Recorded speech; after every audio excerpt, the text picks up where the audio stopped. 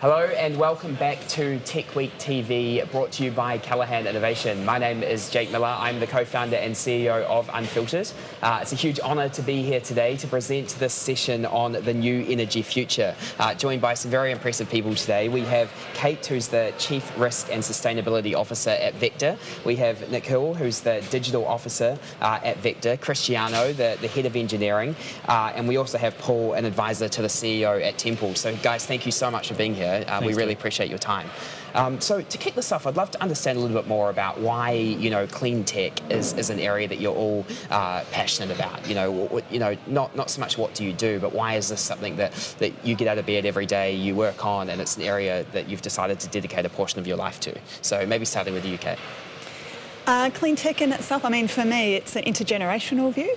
So, I want to look at my kids one day and say I had a really big part to play in making sure that we had a world that was, importantly for them, clean and environmentally responsible. Absolutely. So working at Vector gives me that opportunity around creating a new energy future and being part of that. Yeah, it's very exciting. Yeah, thank you. And Nikhil?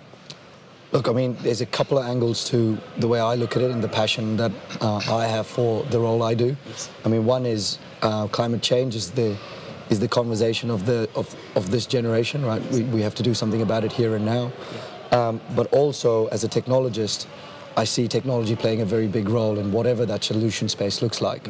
And so being able to bring some of my experience and background to solving a problem that matters for mankind, that's a pretty easy thing to get fired up about. Absolutely, Yeah. yeah. I'll definitely build on what my colleagues have said in terms of the contribution to climate change and the ways to help, resolving some of the climate change challenges. It's clear that the roles of electric vehicles, solar and batteries are demonstrating already some benefits, and that's sort of being able to work in that area excites me every day. Yeah, absolutely. Yeah, and what about you, Paul? It boils down to climate change and biodiversity. Yes. And doing everything we can every day. If you've got a spare moment, you should be doing something that's moving the planet more in the direction it should be than where it has been. And the idea of creating a new energy future is just central It's to so that. exciting, yeah. And there's so much change going on, whether it's whether it's the electric vehicles we talk about, or our houses running off solar power. And this morning we did a session on wind power or trading energy. And we talk about climate change and all the big challenges facing the planet. What technologies do you see making the biggest impact in the energy sector right now? I can have a go. I can, describe at least three of the technologies that I think are having a significant impact. The first one probably be electric vehicles. Yes. At the start of 2019, there were more than 5.6 million electric vehicles globally. And as an interesting fact, in March 2019, 60% of all new cars sold in Norway were fully electric. So you can see they're actually having an impact, and clearly the uptake is exponential. But it's also driven by the new technology around batteries. So the new Leafs, the new Audi e-tron, and some of the other vehicles now have a long-range battery, ranging from 350 to 400 kilometers, which actually helps, especially here in New Zealand, to travel long distances. So that would be the first one around electric vehicles, electrification of transports. The second one would be battery storage technology. As the cost of lithium-ion batteries coming down, you'll see more and more people installing battery systems combined with solar at their homes. But also utilities like Vector are deploying grid-connected or network-connected large-scale battery systems as a flexible alternative to traditional network reinforcement solutions. Absolutely. Offering options to the network and to our customers. And lastly, solar. I think the cost of solar coming down, at a very fast pace, and it will continue to come down as well as the efficiency of the solar technology. And as you see that the cost and efficiencies improve, you'll probably see more and more uptake of these technologies. Yeah. Yep. And I'd add to that, stealing Nichols' thunder, that a really important part of this is the interconnectedness of all those things. So what you're seeing is more and more of these things are getting out to where the consumers and businesses are. Batteries are getting out, their cars are starting to look like batteries. Yeah. But in order to work that really, really well, you've got to have this digital layer that sits over the top of it that figures out dynamically, how do you manage all that? And we're really just at the front end of that curve. So these physical bits are rocketing down in cost at the moment, and it's pretty predictable where they're going to go. Yeah. the really exciting bit you need to put on top of that is how can we really engage with customers and connect all those bits up in a way that solves their problems today and tomorrow. And I think what's good about what the technology does, it helps drive the behavioural change that customers are looking for. Yes. So there's a lot of pressure coming from customers in relation to asking for more choice and control over their energy needs and demands. And the technology, and Nicole can go into more detail, enables that behavioural change. Yeah, and I mean the investment's huge. I was reading Bloomberg this morning, and I believe in 2018, focusing specifically on clean tech, the investment globally was $332.1 billion. The fifth year in a row that global investment in clean tech exceeded $300 million. Big numbers, $300 billion, I should say. So it's definitely big numbers. So where do you think the greatest opportunities are today? And anybody can have a crack at this for sort of smart entrepreneurs to start and scale valuable companies in the clean tech world. Look, I mean, from a disruption standpoint, as organisations such as ourselves, right, where we run, very mission critical assets like the city grid in Auckland. As we start to open up the grids a lot more to innovation, the options around what that innovation could look like are almost infinite. So it's really that combination between large organizations such as ourselves with the mindset of seeing ourselves as enablers of innovation rather than the creators per se of it, inviting the ecosystem to come and play with us. And the examples in clean tech and energy are, as I say, almost infinite, right? We're already running significant amount of peer-to-peer trials, for example, where you're no longer buying electrons from a retailer per se, but you're buying it from your neighbor. And you need a very sophisticated digital platform to enable that marketplace, right? Just in that alone, there's a dozen odd startup ideas that can stem from that, So everywhere you look, when it comes to energy innovation, it's a pretty fertile ground and it's not always on the heavy end of the spectrum, because traditionally energy has been big manufacturing, big assets.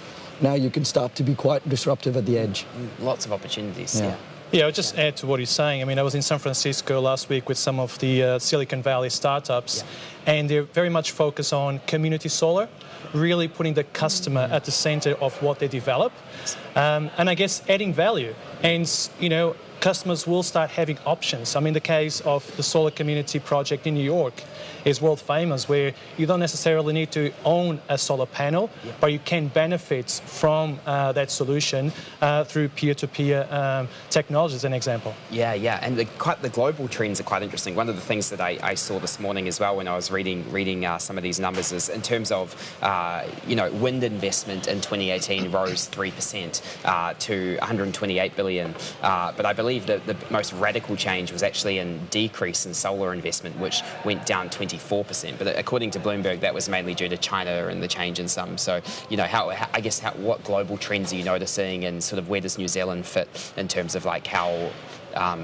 what inspiration are we drawing from, or what are we learning from how other countries are approaching some of these challenges? I'd say we're drawing inspiration because the solution exists for the most part somewhere else on the planet. Someone's probably done a lot of the things we're doing. I think there is some bleeding edge stuff happening here. But we're also drawing on the technology. So the fact that China is rolling out electric cars and solar like nobody's business means that we can draw on that. You could never hit that sort of scale, near that sort of scale in New Zealand. So we're benefiting from that. And therefore, whilst you might not see that stuff happening right here today, if you drop into China and you look at the revolution in electric cars, for example, it's a long bow to draw to believe that you're not going to have that here pretty soon. Yeah, absolutely. And Kate, at Vector, like how, obviously with such like an uncertain future in so many ways, how do you plan, to implement all this stuff in a world that's changing so fast? I mean, we do a lot of monitoring of global megatrends and future forces that are going to influence our business model and where the disruptions might be, both from a risk and opportunity perspective. So if you think of climate change as a disruptive risk, I mean, you look at the physical impacts of climate change, both within our own business, our own networks, but also in our supply chain, in the energy sector. You've got a huge reliance on things like hydroelectricity, which is reliant on rain patterns and snow melt, and in drought years that can be at risk. But that leads to opportunity for us as well. So working with the Nichols and the Cristianos around the products and service offerings that we can develop for our customers. And as you think about decarbonising both the energy mix for New Zealand, but also the transport sector, which if we're going to meet our Paris commitments and our climate change targets, we need to help that sector electrify as rapidly as possible. What mega trends create the most uncertainty? And clean tech? I would say a mega trend in itself is the pace of change. Right. So the pace of change that is required to meet the challenges, whether it be around new evolving business models, digitisation of our sector, the future of work and AI, cyber security, all of these things we have to factor in. Climate change, of course, is an obvious one. Exactly, yeah. And what about from engineering perspective specifically? What are you finding to be the biggest challenges, the hardest areas to keep up as such? Yeah, I think the electrification of transport, as an example, could have a significant impact on the local distribution network if it's not managed properly. Yeah. So we're working again with some international startups looking at smarter ways to enable customers to charge electric vehicles, but maybe outside peak times, using battery and solar technology to charge electric vehicles. So those are some of the technologies we're looking at. Another really interesting technology was developed in Japan out of the 2011 earthquake. Was vehicle-to-home technology. Okay. So you've got an electric vehicle that normally charges up. What you can do is you've got enough capacity and energy inside your electric vehicle to now charge and power homes. So we're actually trialling together with ICA, vehicle-to-home technology in Piha, where we'll be offering the community 2 electric vehicles with 2 vehicle-to-home technologies to power their homes during an outage, for example. Okay. And with the existing Leaf, as an example, you can actually power a home for 10 to 12 hours. So you can actually see technology helping resilience and helping giving customers options. And these things charge fast as well, right? That's one of the other things that's like a massive change in this technology. Absolutely, absolutely. Yeah, and Paul, the question I put to Kate before around, how do you stay on top of the speed of change? Like when you're advising companies like Temple and other clients of yours, how do you think about that problem? At its core, you've got to be fleet of foot. So you need to be in a position where you have options where you can duck and weave depending on how the world evolves. And that, for many industries, and the industry the energy sector has come from, have been big lumps of steel that don't go anywhere fast. Yeah. So there's technology changes, but there's also big cultural changes right through organisations up to board level that recognise you really need to be able to move quickly. And those that are the fleetest of foot will win in the future. Absolutely. And what technologies do you see over the next, 10 years playing the biggest impact in combating climate change? Out of the ones we speak of, like what are the ones that are going to have the greatest impact, do you think?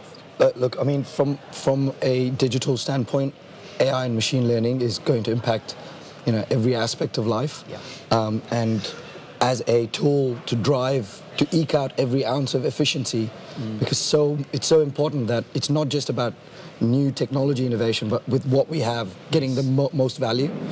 And we leave a lot of value on the table even today, right? So when you start applying AI and machine learning to some of this problem set, the possibilities are quite exciting, right? So for example, in New Zealand, we say we're 85% renewable, right? 15% is based on coal and gas, is energy generation. Imagine if we could take AI and machine learning and optimize the use of that 85% so we can stretch it. Almost with what we've got, you can create a 100% renewable system. Now, it's not possible and there's many reasons for it, but when you start bringing technologies like that into the mix, it's quite exciting. Yeah. The flip side to that we deal with a lot is the ethics of AI. I know it's Tech Week and there'll be a lot of debate going on this. Yeah. Ethics of AI and cyber are the 2 mega trends that we think about quite often too. Yeah, and speaking of that, a question I asked someone this morning is from Mark Zuckerberg often says that artificial intelligence is one of the greatest things to ever happen, whereas Elon Musk says it's the most dangerous thing facing humanity. Where do you sit on that scale, and what do you think are the biggest challenges that AI presents? Look, we basically have to manage assets that, if not managed safely, can kill people, right? Yes. So for us, deploying AI is not an experiment we sort of will take lightly. Yes. And I don't want to put myself between an Elon Zuckerberg scale per se. Yeah. What do you so, think from a technology perspective, Cristiano? We are working with AI solutions Yeah. to improve efficiency of assets, and from that perspective, it's actually delivering really positive benefits. Okay. So where applied properly for the benefits of customers and the network, I think it makes sense. Yeah. Absolutely. And Kate, from a risk perspective? I think, the guys have said it pretty well. I think you could still ask yourself the questions, just because we can, should we? Yes. And as long as we're challenging ourselves and asking those questions and thinking about issues of privacy and ethics, then we're always on the right footing. Yeah, yeah. And how is climate change having an impact specifically on Vector's business? Like, what are some radical changes you're making from a business perspective due to all of these megatrends and so on that we talk about? So we've done some really interesting modelling in the last few years. So we've looked at what are the physical impacts of climate change on our business, and from that worked with the networks team and the engineers around some adaptation measures. So Okay. Cristiano's put in some great technologies around, he's talked about vehicle to grid, vehicle to home, there's LiDAR, there's Batteries. large scale batteries, everything that sort of boosts resilience. And we've also been looking at what are the economic risks associated with the transition to a 2-degree economy, and how do we play in that space. So looking at new disruptive business models. We've made some acquisitions. We've bought PowerSmart, which is a specialist in off-grid microgrid solutions that can take diesel out of, say, Pacific Islands, for example, replace them with large-scale solar battery solutions. Yeah, fascinating. Yeah, and Paul, as an investment advisor to large companies, what other trends are you noticing as to like how these companies are approaching investment in clean tech? So I think we've yet to, in New Zealand, see scale capital go into those spaces. Okay. So people are dabbling around the edges, but they're doing so in a way that prepares them to really move into it in a big way. And I think the comment was made earlier on about transportation. Transportation over the next decade is going to need to be absolutely transformed. Yeah. And what's happening now is that players like Vector are working on how can they understand how they can ramp up to meet the demands really, really quickly. So I think we're at the preparatory stages. Yes. But the next decade is going to see an absolute windfall for those that are well prepared. Absolutely, yeah. And I think it was Bill Gates who said that we often massively underestimate the impact that technology has in the short term, but we overestimate it in the short term, but we underestimate it in the long term. Right? 10 years ago, there wasn't. It was before the first iPad came in. Yeah. A lot can happen in 10 years. I was watching the video yesterday of Steve Jobs launching the first iPhone. Yeah, which was 2007. Not long ago, No, it's right? not that long ago. Yeah, exactly. So I guess just finally, I'd love to understand what technologies would you encourage the public to pay closer attention to? Speaking of that quote from Bill Gates, what do you think are going to be the areas that are really going to take people by surprise? What's that next wave that's truly going to change the world? Well, that's a big question. That's a big question. Look, specifically in the energy sector, one thing that we are seeing as a megatrend is this advent of what we call the prosumer. So it's the person who used to just use the electrons is starting to make and store electrons, right? Okay. And so when you start making energy, you have a responsibility to act in as part of a community. Yeah. So that's one of the energy sort of behavioral changes that's going to start becoming a thing, where the end user or the customer will start to play a role in the ecosystem itself. Okay. And that's something worth starting to pay attention to already. Yeah. In terms of the role your EV can play in your street, for example, if there's a power outage. The things you can do around peer-to-peer trading. They seem like fantastical things, decades away. Yeah.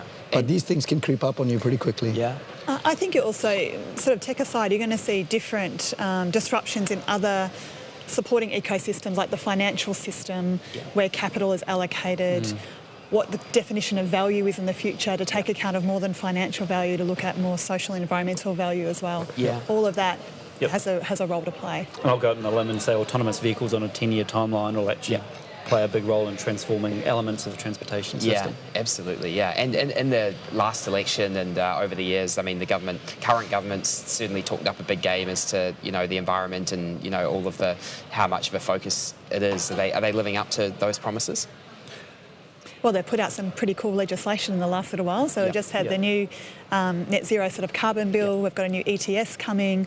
We've got the National Living Standards Framework and the Wellbeing Budget coming. So a lot of policy settings are being shifted to enable that. That's great. Yeah. And how like from a global political perspective, there's obviously a lot of rhetoric coming out of the White House as it relates to climate change and clean tech and so on. Are you noticing any flow-on effects as to how that's impacting how other countries, smaller countries like New Zealand, are thinking about this challenge? I mean, out of the federal government in the States, you could almost argue that it's hardened the resolves of some countries and states in responding to climate change in a more positive manner, and you're definitely seeing that on the left and right hand side of the states where they're setting bars that are really high, and you're also seeing people like Michael Bloomberg starting to bring together at a state level, at a country level, people that are playing together that have higher aspirations than what those governments do. So in a strange way, whilst you probably wouldn't choose to have taken the path from a climate change perspective that we have gone down, it has actually led to a really interesting and positive response in many domains. Yeah, and final question for me is, I remember reading a book recently, and I think it might have been a Richard Branson book from many years ago, and it had a quote from Al Gore in it that was saying that, you know, if in the next, I think it was 10 years, we don't make radical change, we're going to reach the point of no return. And I read some articles about that recently, and I feel like people have been saying that for years now. Have we reached the point of no return? Yeah, we're at the point now where there's a limited amount of carbon that we can emit into the environment. Right. And if we carry on doing so at the same rate, then by 2030 we'll be beyond 2 degrees, and that means coral reefs are dead. Massive shift in, or the West Antarctic ice shelf's gone, Greenland ice is gone. So we now really have 10 years to make radical changes to the way our energy system works globally. It's a big challenge, right? It is a big Sense of urgency has really changed. That's not a trivial issue. No, exactly. Is there any I guess, you know, that has to obviously be led from these powerhouse countries, right? It's just like, and because, you know, a country like New Zealand can have an impact and an influence and obviously play our part in the wider global solution. But if US and China and Russia and big countries aren't playing their part, I think that's true. But I would also say one should never ignore the mosquito. True. And if you look at what Greta of Sweden has done, I mean, who would have thought that a protest in August of 2018 would have led to what that has rolled out? Exactly. So, yeah, the big guys have got a role to play, but New Zealand's got a real important role to play. And you see what happened came out of Christchurch. Yeah, exactly. That demonstrated leadership globally that was really captured a lot of minds. And if you add up all the little guys, they're worth about 30% of global emissions, so they're not to be ignored. A lot of the little is a lot. I brought up that exact point on a panel this morning. Is like Christchurch was a great example of, you know, how a little country has started to have a big impact and a big global issue as a result of that. So guys, sorry, Nikhil. I was just going to say, I think what New Zealand can certainly be is a petri dish for energy innovation, right? Yeah. People are scared to try something. We can be sort of, you know, ahead of the curve. Come here and try it. Yeah. Well, we are doing that. And the reason I'm also mentioning it is because this is Techweek. Yeah. You know, if there are people out there, you know, who are think of themselves as energy entrepreneurs or innovators, you know, we are looking to have conversations with those people. Absolutely. Right, so we welcome that. Yeah, and where are you finding, not geographically, but in terms of, you know, is it where do the smartest people come from in the space? Is it university educated? Is it people that are in the garage building stuff? Like, where do you find the best talent? Well, I mean, Tesla's co-founder was a sheep farmer from Dargaville, right? We have New Zealand has got a great heritage in the electric motor and sort of just electricity distribution, you know, generation in general. We really are world leaders in this space, right? Innovators can come from anywhere. Exactly. That's so true. Paul, Kate, Nikhil, Cristiano, thank you guys so much for taking the time. It was a great discussion, and really appreciate your time. And thank you so much to Callaghan Innovation for hosting the session and for sponsoring it. And we really appreciate you as the viewers tuning in for this Tech Week session. Stay with us. We'll be back soon with some more great content. Thank you so much.